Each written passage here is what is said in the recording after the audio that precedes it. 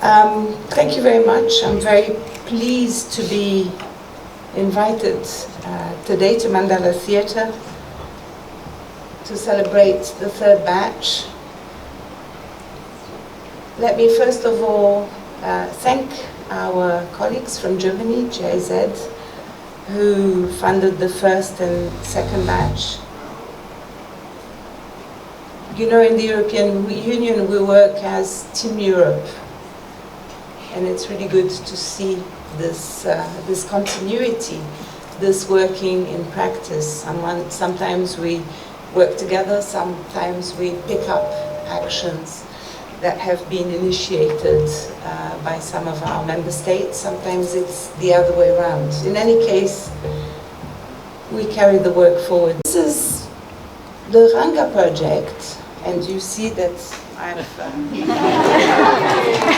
to comply with the dress code. It's one of 11 projects we launched to promote youth, culture, sports, digital, creativity, because we think this is the space needed in civil society. So this is really a specific attention to the youth, to culture, and I'm so pleased this is the example we have today. Let me perhaps say a few short things about the kind of project and why the European Union finances it. The first one is that creativity really matters. Creativity is part and parcel of a society. There is no art in the disconnect. There's only truly effective art needs to be grounded, have roots in the society. This is what you're here to experience. To experience now and to disseminate, to replicate, to take to your communities later. I guess the second thing, and this is what we do as well in Europe, it's very much about making that connection and having a dialogue between art and culture in its abstract concept and the reality on the ground. The second point I want to make is how, again, art is not in just, in suspension. It is for us, for the European Union, especially in a country like Nepal, where there's still so much poverty, so much discrimination, so much work to be done socially, for social advancement. This needs to be linked to social work. It needs to be connected. It needs to be a language you take back to your societies. And I think it's great to see not young people just from the Kathmandu Valley, but from all 7 provinces. I'm just sorry, there's just one student from Sudur Pashim. This is, you may know that as European Union, the 3 provinces we focus on Sudur Pashim, Karnali, and Madhesh. And it is for a reason. It is because we want to promote more social advancement in these provinces.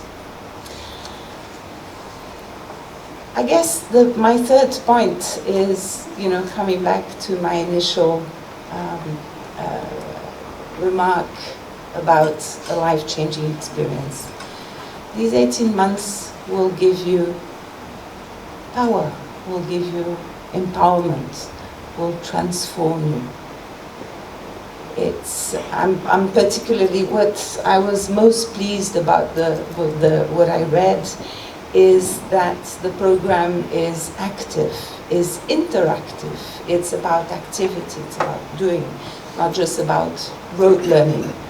One of the main problems, and the European Union has been very much engaged in education, basic education for over 25 years. But one of the problems has been the quality. Why? Because a lot of it is by rote learning. A lot of it is by instruction. And this needs to change. And it will only change if you have a base, a foundation of young people who understand that and who know that there are other methods to teach, that this interaction, this dialogue is what stimulates the intellect of a child. And so you will be transformed, you will be empowered, and then you have the obligation to transmit this in whatever shape or form, as educators, as directors, as writers, as actors.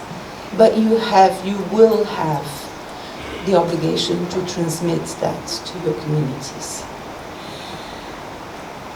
15 students. I'm not quite sure why we were told 14. Something had, there's one more. It's Sulupashim, I'm sure. And I'm on my final weeks in Nepal.